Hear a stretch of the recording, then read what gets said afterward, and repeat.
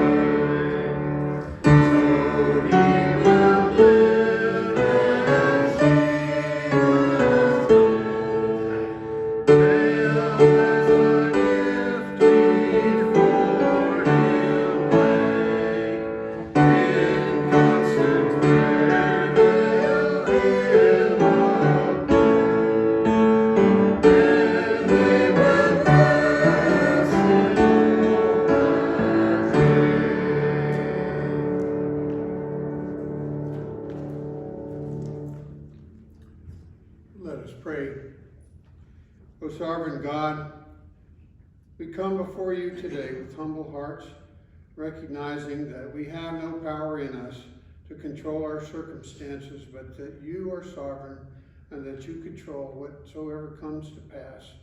O Lord, we pray that our worship would be acceptable in your sight, O Lord, our rock and our Redeemer. We pray that your Spirit would be with us today as we come to worship you. And we would pray the prayer that the Lord Jesus taught his disciples to pray, saying, Our Father, who art in heaven, hallowed be thy name.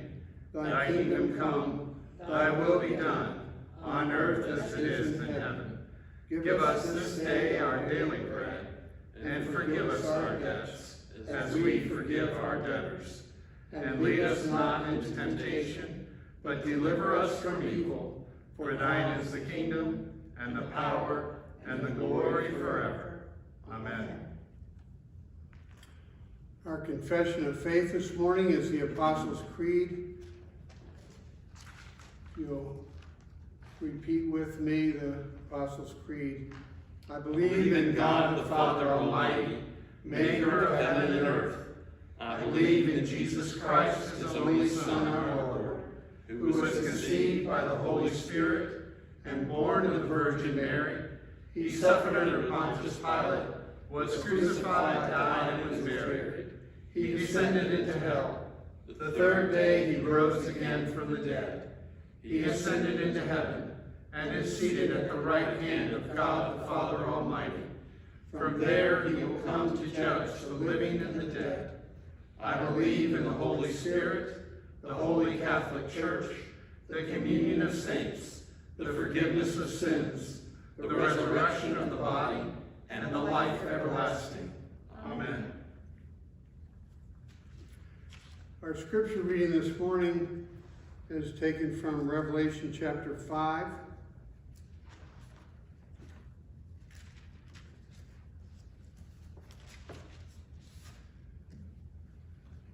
In chapter 4 of Revelation, John is taken by the Spirit into heaven. He sees the throne upon which God sits as the center of power in the universe.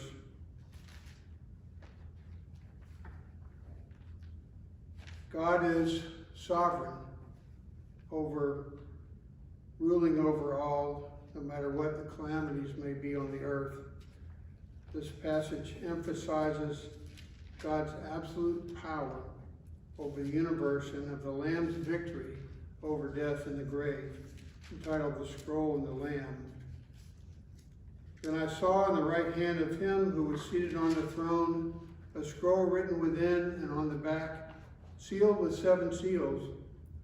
And I saw a strong angel proclaiming with a loud voice, "Who is worthy to open the scroll and break its seals?"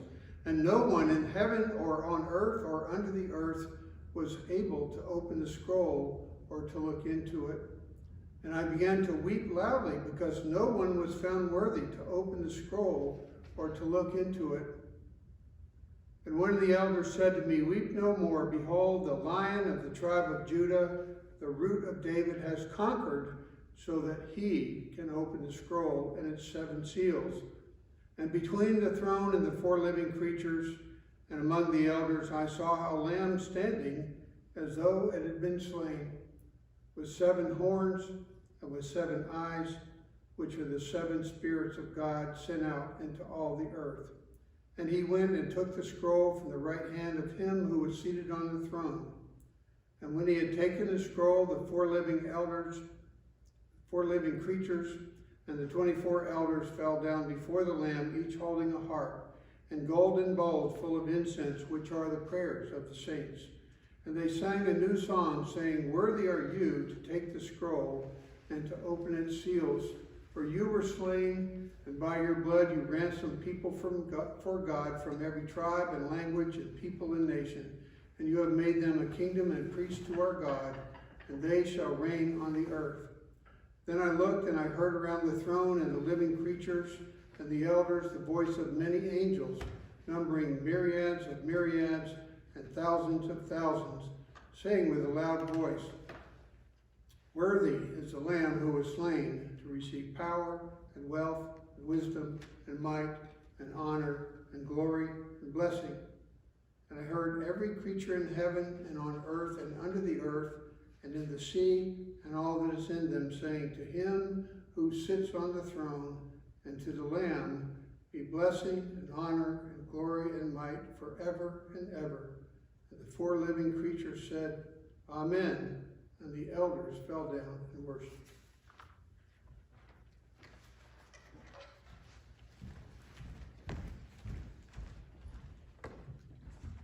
Let us pray together.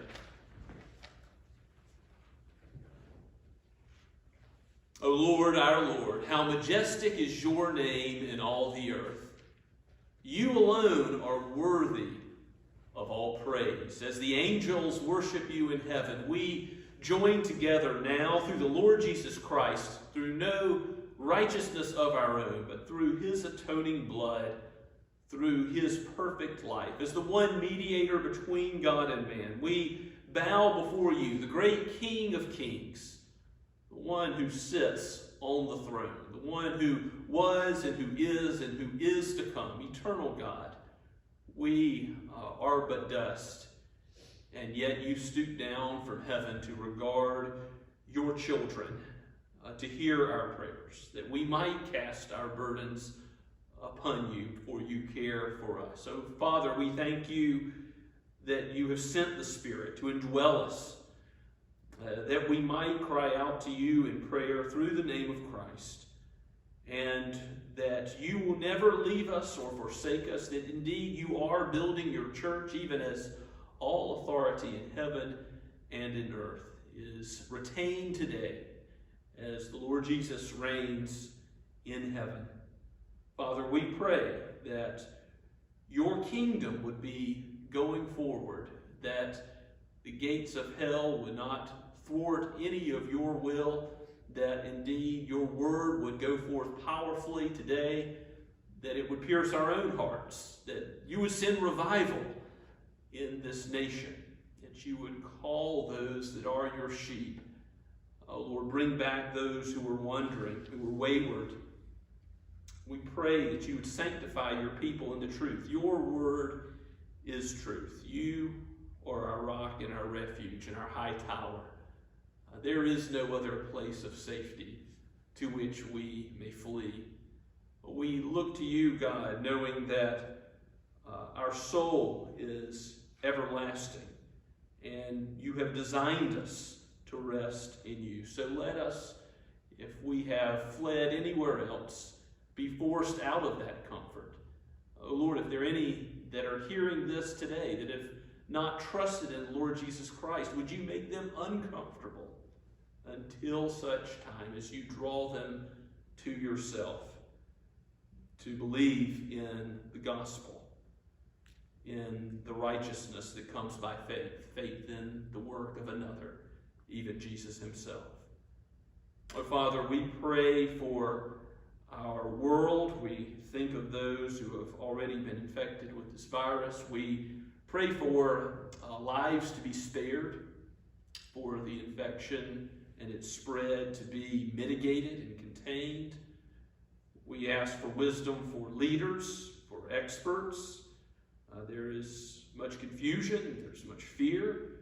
We pray that those who would exploit a crisis and would take away liberty would be thwarted in their efforts. We pray that we would love our neighbors in the church, and that you would aid us in not only helping in the ways that we can to contain the spread of this disease, this pestilence, but Lord, help us to reach out with Christian hospitality in new and creative ways. Help us to minister, even as we do so from a distance, to both spiritual and material needs, and strengthen our fellowship in Christian love, even as we go through this time. Strengthen families that are rubbing elbows much more frequently. Lord, sometimes in times like this, sin comes out in us, and we pray not only that you would be the source of our forgiveness, but that you would aid us and give us grace by your Spirit to live as becomes the followers of Christ, and to live that out in fellowship with our spouses, our children, those you have put us into contact with. We pray, Father, that you would bless healthcare workers on the front lines, those who work in emergency services. We ask, Lord, that you would be gracious to send revival, that you would be gracious to call people back to know the Lord Jesus Christ. And so we Pray for the preaching of your word here and in all Bible-believing churches here and around the world, as we know, Father, that many are praying. Many are lifting up their hands to you and asking that you would show your goodness. Show your goodness to those who know they have need of you, those who recognize their sin, and that you show their need for the Savior, the Lamb who was slain. Father, we pray for the ministry of Bunclarkin as things are rescheduled, as the Synod meeting has been moved, as camps and conferences for teenagers. We think about Camp Joy, that ministry to those who are weak in terms of their mental capabilities, and yet how many have trusted like humble children in the Lord Jesus Christ. We pray for that ministry and others at Bunclarkin, that your will would be done, that there would be wisdom in the days ahead as how these things will go forward. Father, we pray that you would bless the youth of this church, those engaged in men's and women's Bible studies, that you would bless us with wisdom as elders and as deacons, that we might be able to love one another and help others in this time.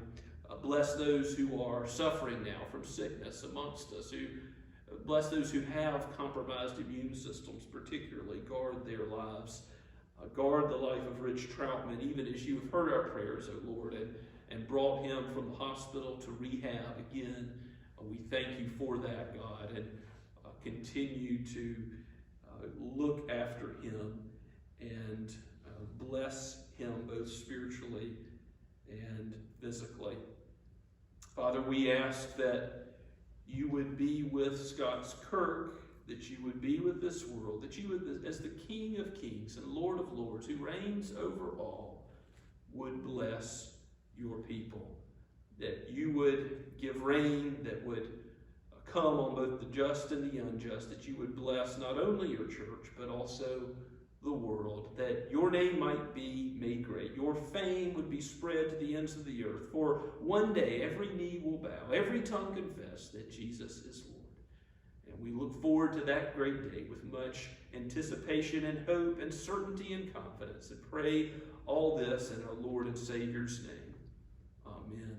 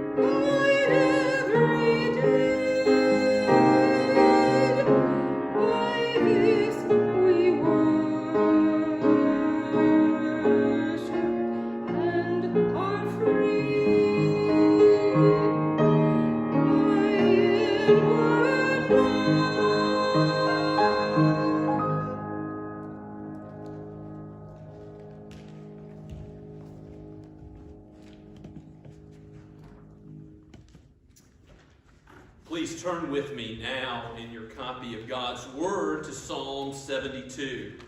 Psalm 72, another royal psalm. And you'll see two names attached to this psalm.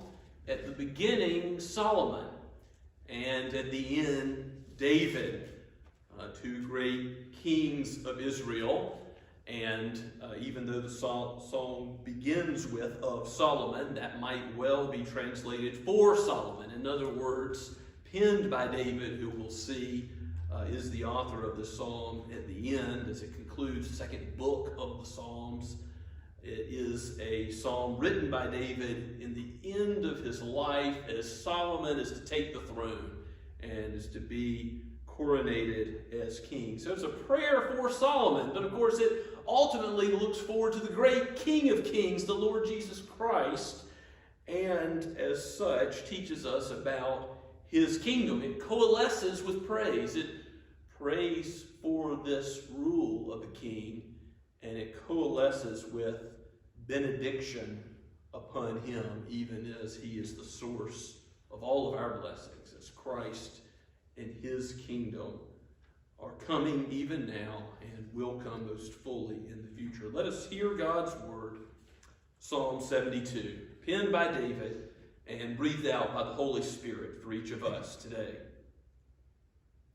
Of Solomon: give the king your justice, O God, and your righteousness to your royal son. May he judge your people with righteousness and your poor with justice.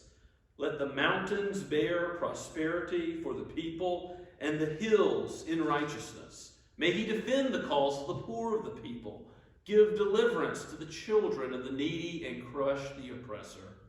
May they fear you while the sun endures, as long as the moon, throughout all generations. May he be like rain that falls on the mown grass, like showers that water the earth. In his days may the righteous flourish, and peace abound, till moon be no more. May he have dominion from sea to sea, and from the river to the ends of the earth. May desert tribes bow down before him, and his enemies lick the dust. May the kings of Tarshish and of the coastlands render him tribute. May the kings of Sheba and Seba bring gifts. May all kings fall down before him, all nations serve him. For he delivers the needy when he calls, and the poor and him who has no helper. He has pity on the weak and the needy, and saves the lives of the needy. From oppression and violence he redeems their life, and precious is their blood in his sight. Long may he live. May gold of Sheba be given to him. May prayer be made continually for him, and blessings invoked for him all the day. May there be abundance of grain in the land, on tops of the mountains. May it wave. May its fruit be like Lebanon. May people blossom in the cities like the grass of the field. May his name endure forever. His fame continue as long as the sun. May people be blessed in him. All nations call him blessed. Blessed be the Lord, the God of Israel, who alone does wondrous things. Blessed be his glorious name forever. May the whole earth be filled with his glory. Amen and amen. The prayers of David, the son of Jesse, are ended. Let us ask the Lord's help. O Holy Spirit, come and show us the Lord Jesus Christ, that we might be drawn to him and be built up in him, as he is the cornerstone, the great King and head of the church, and ruler of all the world and all the nations. May all praise come to him, and Lord, use your word in a small way to accomplish your will. We pray that you will do this in the name of Christ, our King, our Lord, and our Savior. Amen. Well, as the Mitchell family has been at home, I have introduced the kids to the game of Risk, the game of global domination. If you're not familiar, you get armies, you conquer the world. You spread out, you cover the whole globe. That's the object of the game. And as people familiar with it may know, sometimes it's over quickly, sometimes it goes on and on. Well, in the scope of human history, there have been more than a few empires that thought that they would last forever. The Third Reich, which lasted only a few decades, claimed to be the enduring empire that, of course, was going to spread over the whole globe as well, have that all-encompassing dominion and enduring everlasting dominion. Of course, wasn't the case. Now, Rome did a bit better. They lasted 500 years, but they also came to an end. The Mongols, the Egyptians, whoever else you will name, none of them had the forever empire, the whole world as their dominion, as they wished. But here we have in this psalm, Psalm 72, a promise that the son of Jesse will reign forever. And ultimately, this is fulfilled in Christ. We'll see how Solomon is a very imperfect king at best, and even David, a flawed king. But Christ, the good king, the enduring king. Christ, the one, the only one who could fulfill the words that we have just read together. Yes, it is a psalm that is of Solomon, which again, I believe means that it is for Solomon, penned by David, as we have at the end of the psalm, the writing which tells us that the prayers of the son of David, son of Jesse, are ended, and the conclusion of the second book of the Psalm. So verse 20 tells us it must be penned by David, and perhaps Ezra compiled it, or Solomon compiled it in the way that we see it presented for us. If you look at 1 Kings in the first couple of chapters, you'll see the historical background for this, where David charges Solomon to be a faithful king at the end of his life as he passes the crown on to him. And we'll talk about that more as we go forward. As you look at the first couple of verses together, I think it's striking right away as you look at the psalm that God is the one who's ultimately glorified in it. Yes, it's about the king, but not ultimately. It's ultimately about God. Give the king your justice, O God. So how is the king going to rule and reign? If he's going to rule and reign rightly, he's going to reflect the character of God. You can say, how can someone do that? Well, there's some attributes of God that we just can't reflect. Theologians call this his incommunicable attributes. In other words, there are some ways that God is just not like us. He is eternal. We will never be eternal, even though we have an everlasting soul that will never die. God has no beginning and no end, and he's outside of time and will never be eternal. That's an attribute of God that we can't mirror. But there are other attributes of God, like his love, his mercy, his righteousness, his justice, both referenced here right away in the first verse. Give the king your justice, O God, your righteousness to the royal son. These attributes of God, we can't mirror perfectly, but we can, by his grace, mirror to some extent. As God sanctifies us, we become like him. What does the scripture say over and over again? Be holy as I am holy.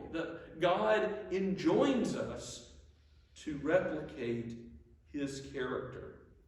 And so that's the prayer for the king. Give the king your justice, O God. Give him your righteousness. He is your royal son. And so let him reflect you. Look at verse 2. May he judge your peoples with righteousness and your poor with justice. We'll see this theme of the poor get woven in the psalm several points. And the poor receiving justice is not as if they're to be favored in a way that shows injustice to others, but the poor are often forgotten. Their needs, the vulnerable, are often overlooked. And so this is a theme of Scripture that the widow, the orphan, the sojourner are not forgotten by God. And so therefore a godly king ought to remember these vulnerable people as well. So that's part of righteous and a just rule.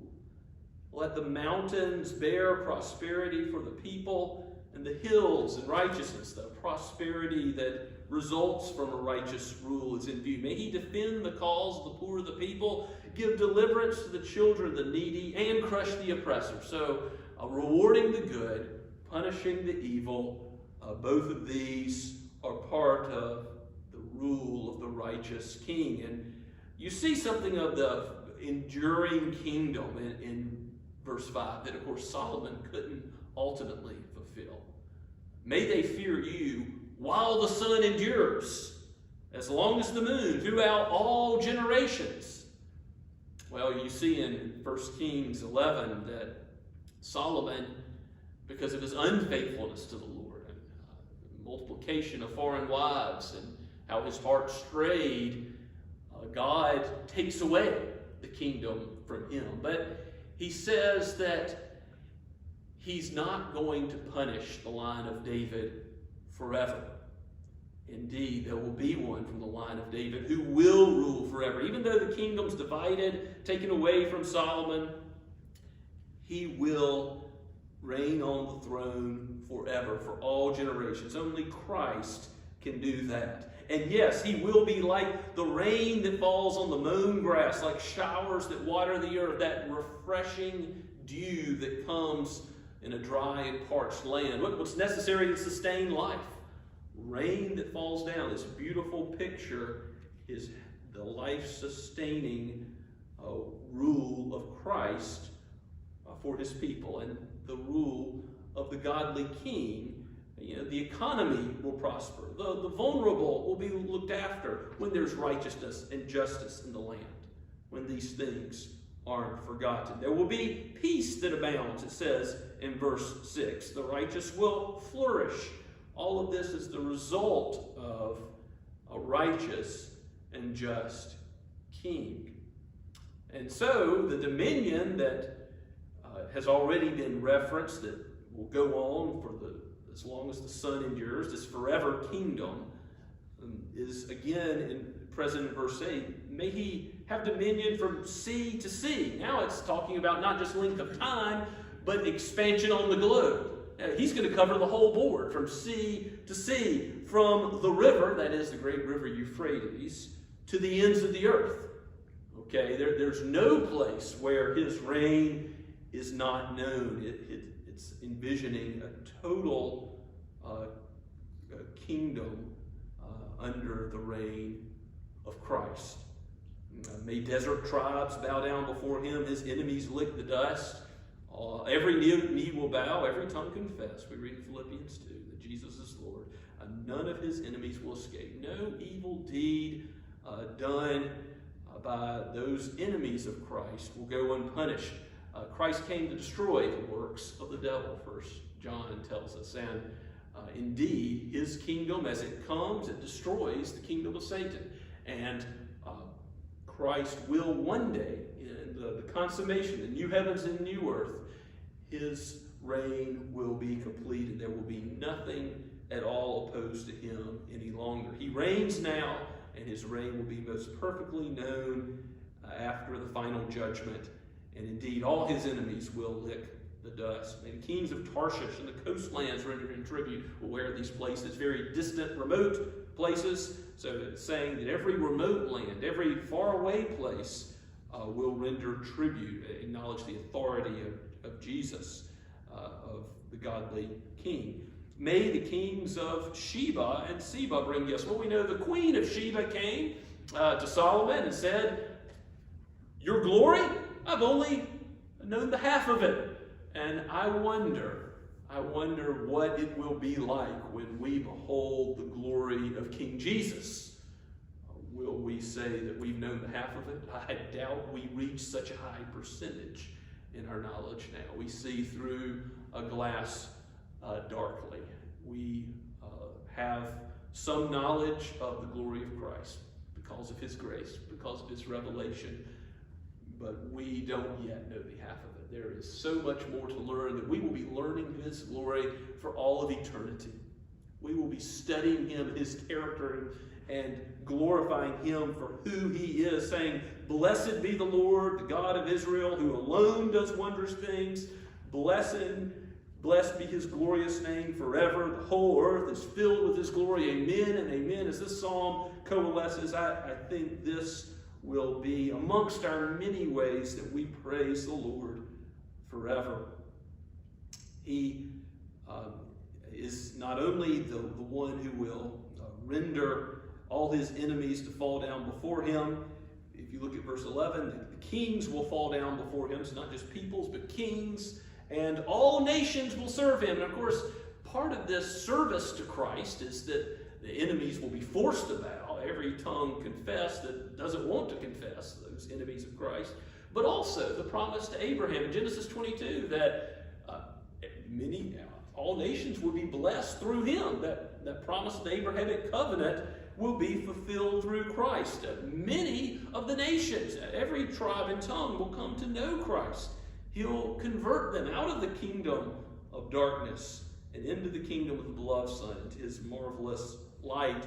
And indeed, what is our story except being converted in just such a way? We have been grafted in to the vine of Israel. This is the God of Israel, but the God of the whole earth, who promises, even in the Old Covenant, that the gospel would go out to the Gentiles. And indeed, the kingdom is like a little bit of leaven in dough, Jesus says. And look at it. It's expanded in the time of Acts and the apostles to all the known world. It continues to expand today. Even through persecution and trouble, God's kingdom is going to every corner of the earth, and he's prospering his gospel. It will never be stamped out by men. And what an encouragement that is. What confidence that ought to bring us as we think about what God is doing in this world. We can pray great prayers because we serve a great God.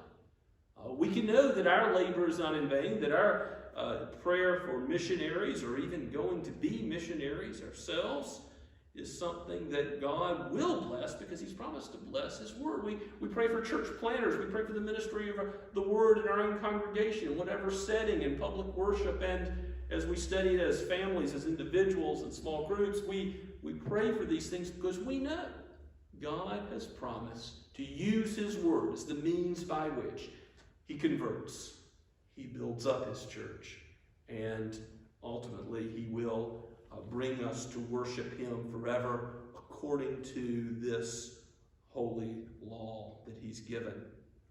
So even though Solomon didn't follow the holy law of God as David charged him to, Christ did. And for that reason, we have all the merit we need, all the righteousness we need to know that we are part of his kingdom forever, an unshakable kingdom, a kingdom that can't be taken from us. We will never be left or forsaken by our God. And he never slumbers or sleeps. He is our God, and we are his people.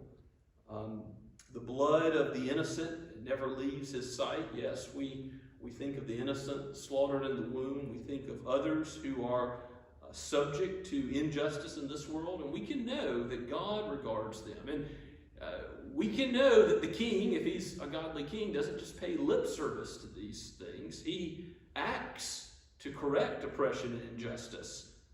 He saves the lives of the needy, it says in verse 13. He has pity on the weak and the needy.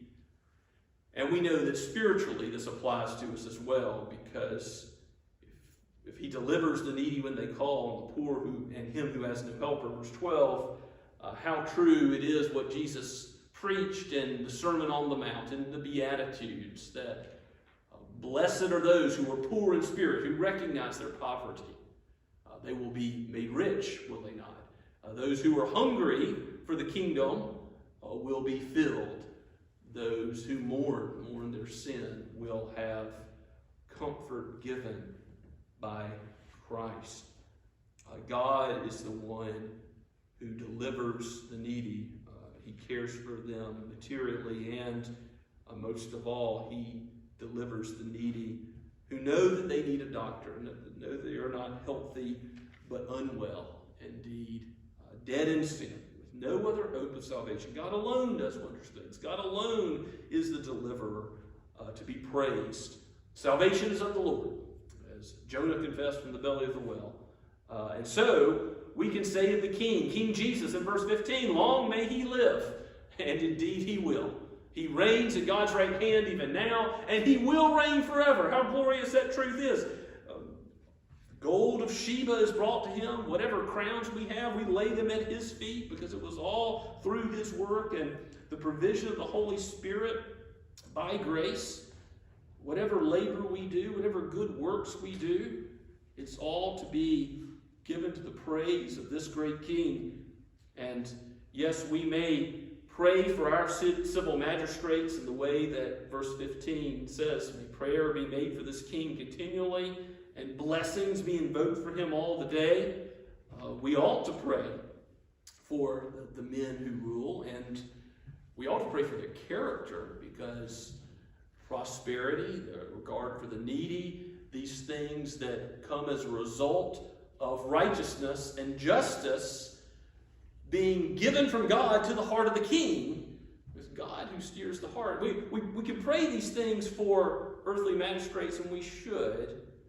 And ultimately, we can know that in Jesus we have the good king, which no David or Solomon, no president or prime minister, no one else in this world can completely or even come close to replicating.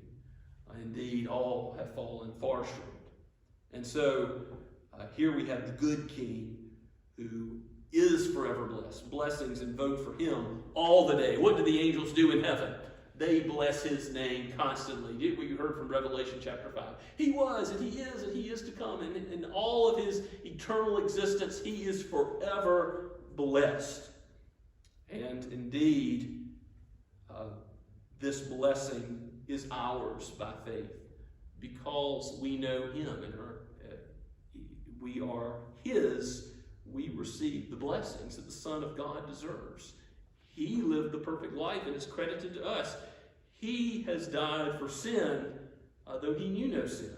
And so that death for sin that we deserved is given for our account, that we might stand as righteous in God's sight. This abundance that comes from knowing God, it has some temporal aspects. You see in verse 16 a temporal statement of that blessing. May there be an abundance of grain in the land. Grain even on the tops of mountains. Well, does grain normally grow on the tops of mountains? Not normally. So saying even the remotest regions, even the places which are icy and snow covered, and these areas too will have grain that waves, abundance, the land flowing of milk and honey. This is what the promised land is like, that God has promised us in Revelation 21, the new heavens and the new earth. May the fruit be like Lebanon. May people blossom in its cities. We know that the garden will be a city, that in the end we will be in the new Jerusalem, and we will be blossoming like the grass of the field, that well-watered, well-nourished grass by the water of life, even Jesus himself. And so that coalescing praise in the end of the psalm begins at verse 17. May his name endure forever, his fame continue as long as the sun. May people be blessed in him, all nations call him blessed. Again, recalling the Abrahamic promise. Blessed be the Lord, that is capital L-O-R-D, Yahweh. That recalls his great power, that he is the great I am, who was and who is to come. Blessed be the Lord, the God of Israel, but obviously also the God of the whole earth, who does wondrous things. Blessed be his glorious name forever. The whole earth is filled with his glory. Amen and amen. You can hear the praise rolling off David's lips as he praises, not Solomon, but he gives Solomon the ultimate one to fix his eyes upon. And even as we think about Solomon's failure, You think about how he didn't walk in the ways of the law of God. David charged him to walk. He didn't walk in these ways in which he was charged. That we also fail. We fail as leaders. We fail as God's servants. We fail to walk according to the moral law. And we deserve death. We deserve being cast out of the kingdom. And yet, though we are unfaithful, God is faithful still. Christ will not let us fall out of his hand. His kingdom is forever. His shepherding care goes on and on for us. He has a love that will not let us go. And our labor, we can know, is not in vain. We can pray great prayers, though persecution comes, because we know that Christ is ruling from on high. He is the authority who said he will be with us as we go with the gospel to every corner of the world, as we go now to our neighbors, as we seek to live out the gospel in a way that blesses those that God has put in our path. And even so, even as difficulties come, we need to remember, here is the King that reigns as long as the sun shines. Every day, he is reigning on God's right hand. Whatever difficulties come as a result of this virus, this pestilence, as a result of persecution, tyranny comes, persecution worsens in our own land, as we perhaps are separated from each other, we'll think about the persecuted church that can't come together every Sunday and pray for them, lift them up, and be aware that even in those kinds of dire circumstances, Christ is reigning. His gospel is going forward. He's using his word to convert, to sanctify, and to bring saints to glory. Indeed, when we know our poverty, we know the King. Matthew Henry said Christ is the poor man's king, for the one who knows we're not rich in ourselves, but we desperately need the riches of Christ. So if you have found your meaning, your purpose in something else besides Christ, let me implore you today, kiss the Son. Look at Christ as King in Psalm 2 and think about how, as he calls us to worship him, this is not merely a knocking, an invitation. No, this is a call to repentance. Kiss the Son, lest he be angry. He has wrath against sin. And his enemies will lick the dust. They will be crushed. The oppressors, those who oppose Christ, will be crushed. Turn to him, flee to him, and then see his goodness and his mercy and his grace, because not only will he destroy his enemies, he calls those enemies who turn to him his friends. And his love, undeserved, is lavished upon those who will cling to him by faith. And it's lavished even when we fall, when we stumble, when we fail. He will, in his faithfulness, keep us forever. The greater Solomon is here. Let's pray together. Father, we thank you for your word, for the encouragement we have in knowing that our King ever lives. He ever reigns. He makes no mistakes. He knows all circumstances. He rules perfectly until the ultimate consummation of all things. He knows us better than we know ourselves. Oh, Lord, help us in all that we are to turn not to created things for comfort, but to turn to him as the ever-blessed God of gods, King of kings. May his glorious name be blessed forever. Amen.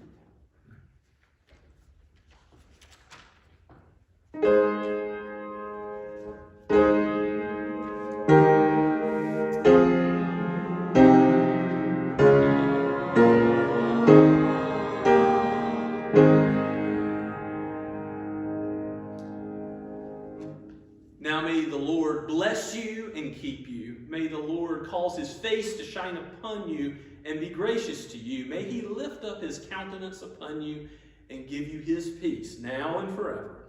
Amen and amen.